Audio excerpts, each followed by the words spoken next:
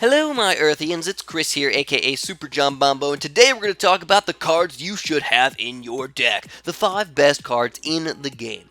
Now, I do want to point out that these cards may be nerfed, changed, buffed, or more cards might come out in the future, so if that does end up happening, please forgive me. You know, the list may not be perfect. But that all being said, let's jump right in here with the Dart Monkey at number 5. Why is the Dart Monkey such a good card? Well, he doesn't have very many weaknesses. You can spam him pretty easily because he's pretty darn cheap, so he's only $1,250, so you can get a lot of Dart Monkeys pretty quick and defend a lot of Bloons. He's good against reds, blues, pinks, blacks, all that other stuff. You can just pop a couple of these guys in there, and they're going to defend mostly anything in the early game. Even when they get to mid-game and late game, if you spam enough of them, they're going to do a pretty good job against big Bloon rushes and even Moabs and BFBs and stuff.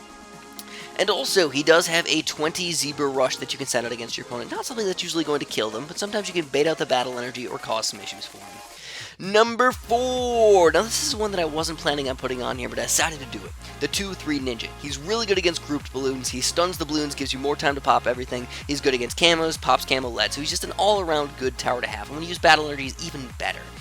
But the Rush is really where it comes in. I don't like using it personally because I usually play in higher end games where people don't usually lose to Rigor Yellows, but Rigor Yellows can be extremely deadly to a lot of players.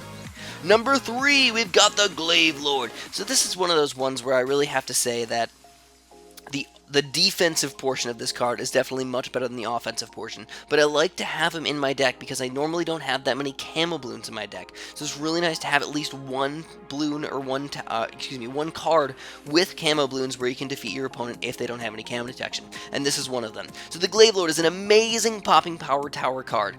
Get just one of these guys at, round 7, 8, 9, 10, 11, or whatever, and then nobody's going to rush you with anything the rest of the game. Until round 18, there's pretty much nothing that's going to take you down. And then on top of that, like I was saying, you have 30 camo whites, so 30 grouped camo whites. Not something that's always going to kill your opponent, but when you notice they have some issues, you can easily take them down with a quick camo white rush. Number 2. Now this is a fancy one here, guys. It's a little bit hard to use in some situations if you don't get enough Dart Monkeys or if you don't have your 0-0 Dart Monkey in your deck. But if you use it right, the Super Monkey Fan Club is just absolutely amazing. Use them at the right time, have enough Dart Monkeys, and you're going to annihilate just about any rush. Even Zelma Gods, even higher balloons than that. If you use it right, you can defend. So check it out, man. We're going to use our Battle Energy with our Super Monkey Fan Club, and we're going to defend these BFBs fairly easily. On the other side, you can also send out a 3 BFB rush against your opponent. So I definitely recommend sending out those 3 BFB rushes. It's a really, really good card, and you can spam them if you just keep recycling your cards. And number 1, the best card in the game, in my opinion, is the 4-2 Cannon. Why? Well, I love the 4-2 Cannon because it's one of the only good balloon popping power tower cards that we have.